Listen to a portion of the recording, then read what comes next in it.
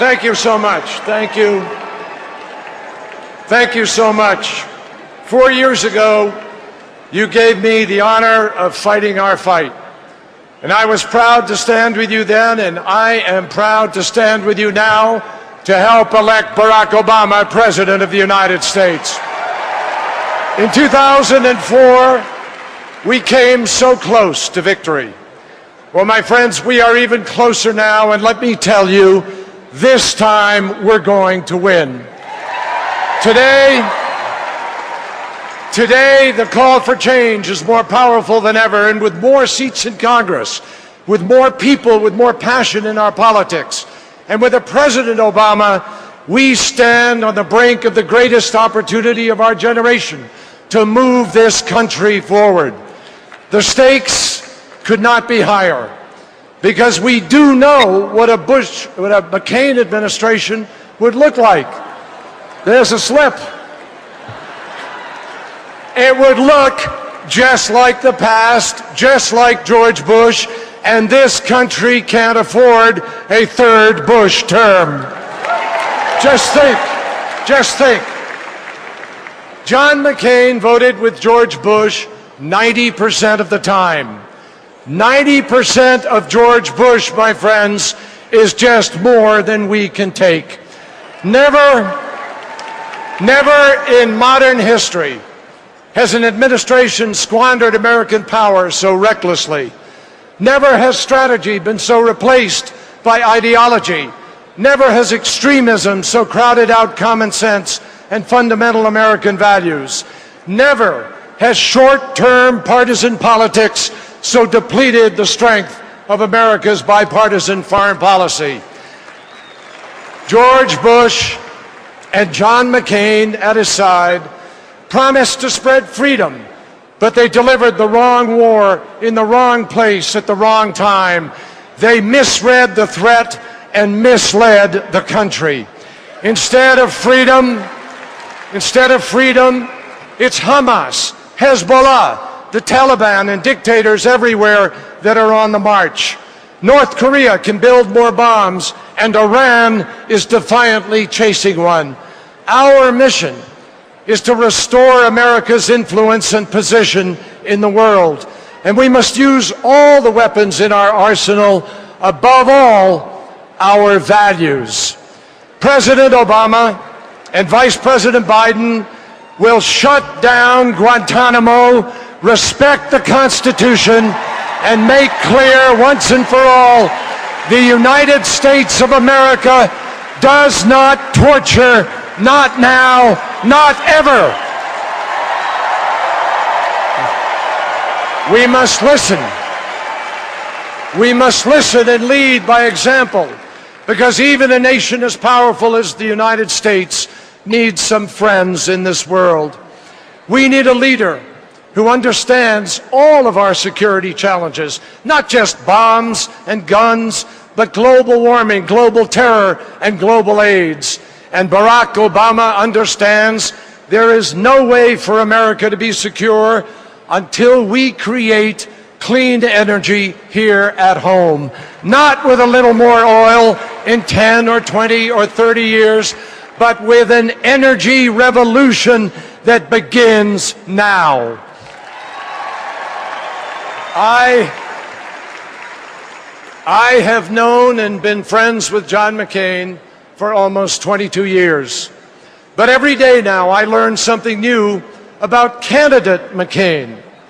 To those who still believe in the myth of a maverick instead of the reality of a politician, I say, let's compare Senator McCain to Candidate McCain. Candidate McCain now supports the very wartime tax cuts that Senator McCain once called irresponsible. Candidate McCain criticizes Senator McCain's own climate change bill. Candidate McCain says he would vote against the immigration bill that Senator McCain wrote. Are you kidding me, folks?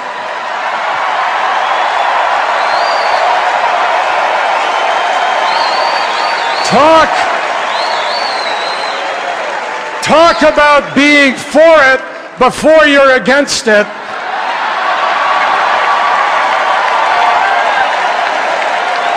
let me tell you, before he ever debates Barack Obama, John McCain should finish the debate with himself.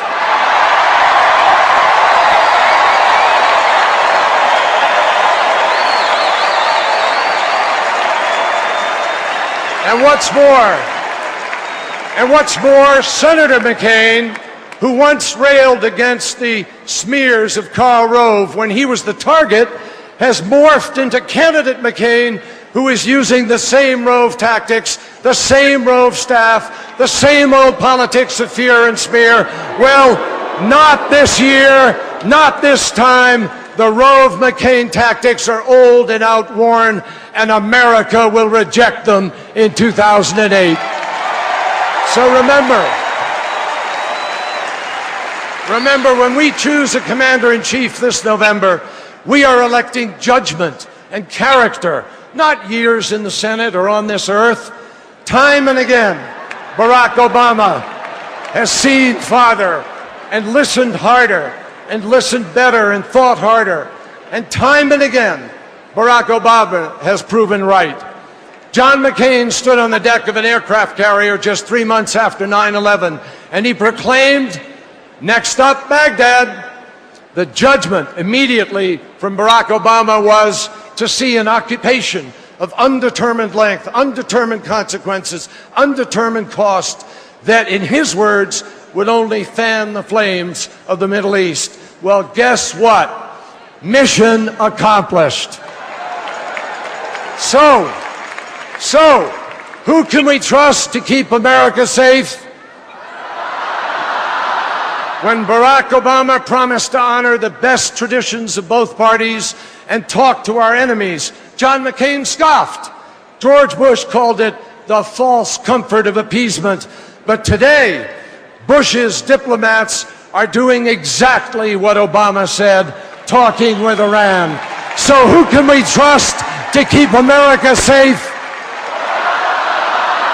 When democracy rolled out of Russia and the tanks rolled into Georgia, we saw John McCain immediately respond with outdated thinking of the Cold War. Barack Obama responded like a true friend of Georgia and a statesman of the 21st century. So who can we trust to keep America safe? When Democrats called for a timetable to make Iraqis stand up for Iraq and bring our heroes home, John McCain called it cut and run. But today, even President Bush has seen the light, and he and Prime Minister Maliki agree on, guess what? A timetable. So who can we trust to keep America safe? The McCain-Bush Republicans have been wrong again and again and again. And they know they will lose on the issues. So, the candidate who once campaigned on the promise of a campaign of ideas, not insults, now has nothing left but personal attacks. How insulting to suggest that those who question the mission question the troops. How pathetic to suggest that those who question a failed policy doubt America itself.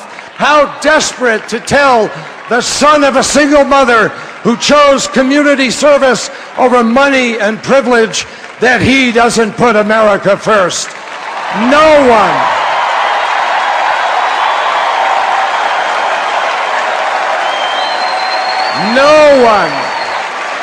can question no one can question Barack Obama's patriotism.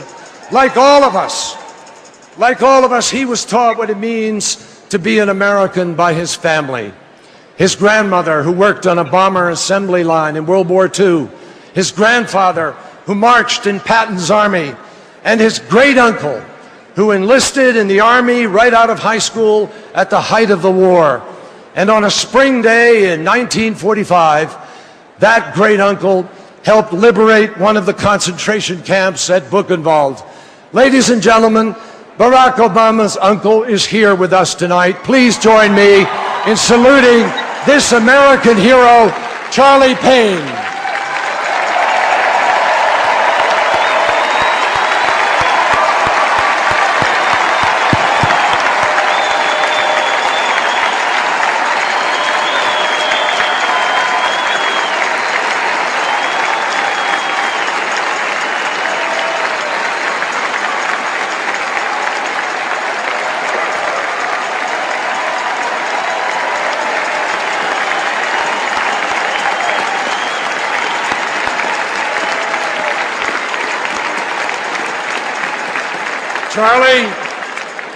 Charlie, your nephew, Barack Obama, will end this politics of distortion and division.